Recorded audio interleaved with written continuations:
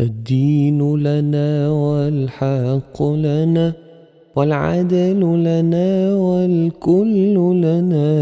الدين لنا والحق لنا والعدل لنا والكل لنا. أضحى الإسلام لنا دينا وجميع كون لنا وطنا. توحيد الله لنا نور أعددنا الروح له سكنا. أعوذ بالله من الشيطان الرجيم. بسم الله الرحمن الرحيم. والصلاة والسلام على أشرف الأنبياء والمرسلين نبينا محمد وعلى آله وأصحابه أجمعين. وأشهد أن لا إله إلا الله وحده لا شريك له وأشهد أن محمدا عبده ورسوله صلى الله عليه وسلم. أما بعد. Aujourd'hui avec un épisode de vie d'un sahabi et d'une sahabiyya, un compagnon et une compagnon du prophète sallallahu alayhi wa sallam.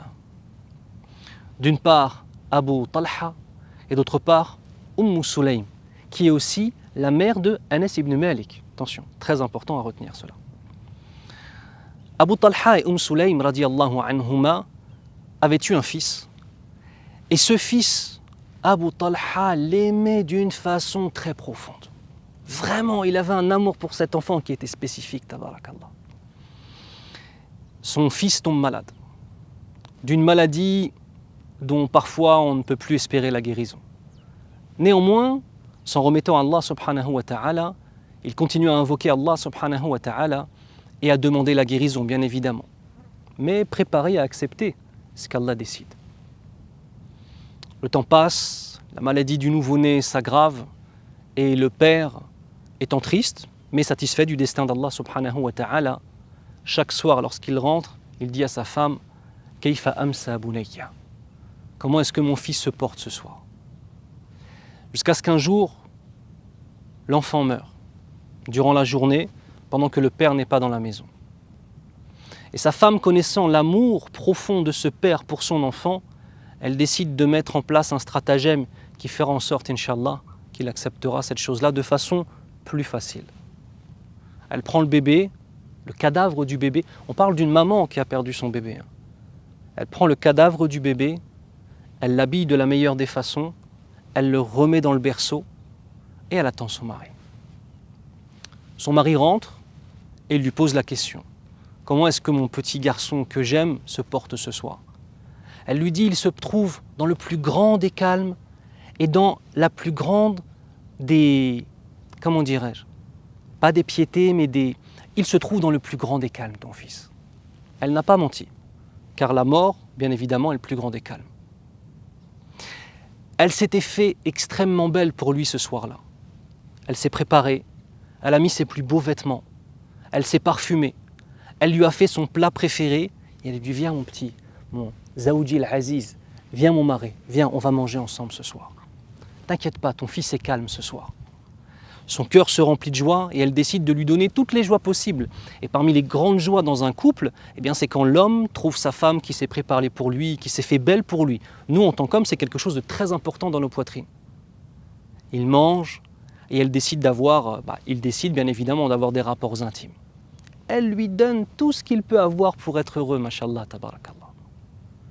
Une fois qu'ils ont eu ce rapport intime, elle lui dit, dis-moi, ya Aba Talha, si notre voisin nous avait prêté quelque chose et qu'au bout d'un certain temps, il décidait de reprendre ce prêt, est-ce que tu lui rendrais?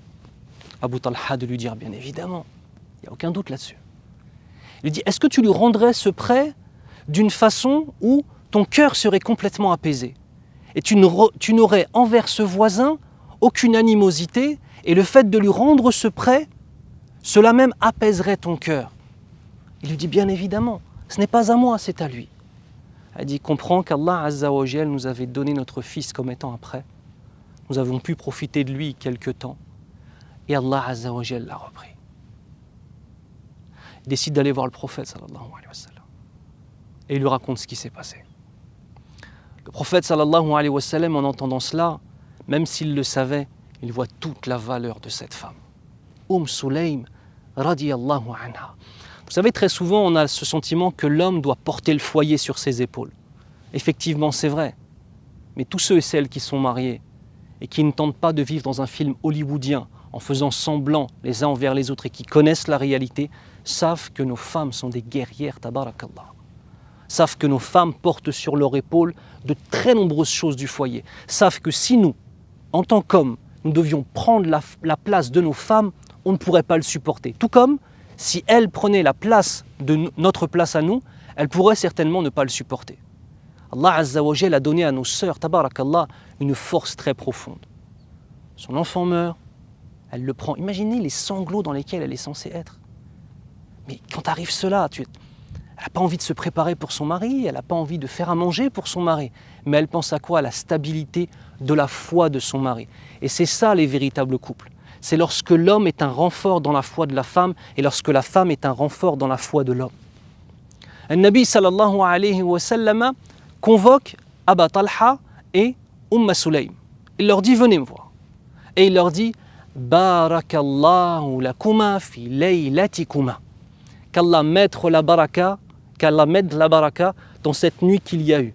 C'est-à-dire, ils savent à ce moment-là que la femme est tombée enceinte, tabarakallah.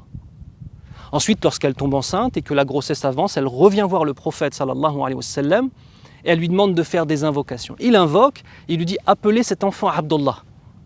L'enfant naît, il s'appelle Abdullah. Nabi sallallahu alayhi wa sallam a demandé la baraka à Allah Azza wa Jal pour cet enfant-là, vous vous rappelez. Cet enfant a lui-même eu 10 enfants. Et dans ces 10 enfants, tous avaient mémorisé le Coran. Et dans ces 10 enfants, nous avons parmi les plus grands ulémas de la sunna qu'il y ait eu dans l'histoire de l'humanité, tabarakallah. Barakallahu lakuma fi laylatikuma. Cette femme a eu à ce moment-là la force d'un mujahid fi sabilillah. Cette femme a eu à ce moment-là le rôle qu'on attend d'une mère, qu'on attend d'une épouse. Ma sœur, tu n'es pas qu'une épouse, tu es aussi une mère. Et tu n'es pas qu'une mère, tu es aussi une épouse. Et tes épaules, elles vont devoir aussi supporter des choses. Et mon frère, tu n'es pas qu'un père, tu es aussi un époux. Et tu n'es pas qu'un époux, tu es aussi un père. Et tes épaules et ton dos devra protéger ta famille, Inch'Allah ta'ala. En espérant que ce court épisode de vie nous rappelle l'essentiel, je vous aime pour Allah subhanahu wa ta'ala. Wassalamu alaikum wa rahmatullahi wa barakatuh.